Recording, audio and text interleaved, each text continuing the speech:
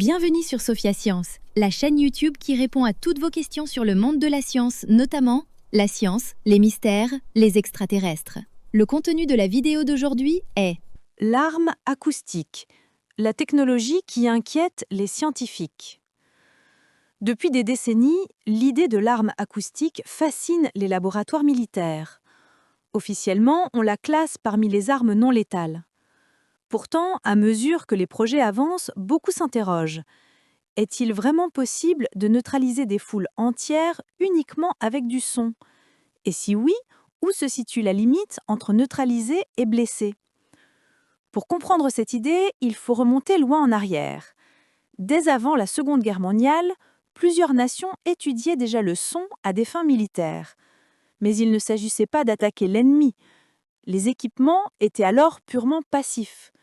Par exemple, on plaçait sur le champ de bataille de grandes oreilles artificielles, sortes de cônes géants, pour déterminer la position des canons ennemis en écoutant l'écho de leurs tirs. On voulait entendre d'où venait le coup afin de viser juste en retour. Cela restait donc défensif et très rudimentaire. À partir des années 1960 et 1970, l'ambition change. Des pays commencent à envisager le son non plus comme un signal, mais comme un projectile. En clair, il ne s'agit plus seulement d'écouter le champ de bataille, mais d'utiliser des ondes sonores pour désorienter ou blesser l'adversaire. Ce changement reste discret à l'époque, car les recherches se déroulent dans le secret. Et pourtant, malgré ces efforts, aucun résultat spectaculaire ne semble avoir été obtenu durant cette période. Le rêve de l'arme sonore reste, pour un temps, une promesse technique non réalisée. La fin de la guerre froide apporte une nouvelle dynamique. Plusieurs pays occidentaux, comme les États-Unis, le Royaume-Uni ou le Japon, se lancent dans des programmes d'armement non létaux. Leur objectif est de disposer d'outils capables d'immobiliser de nombreuses personnes sans provoquer de pertes massives. Parmi toutes les idées possibles, l'arme acoustique revient au premier plan. Elle attire parce qu'elle semble propre, moderne et en apparence moins brutale qu'une arme conventionnelle. Au début des années 2000, un travail scientifique attire l'attention du milieu académique.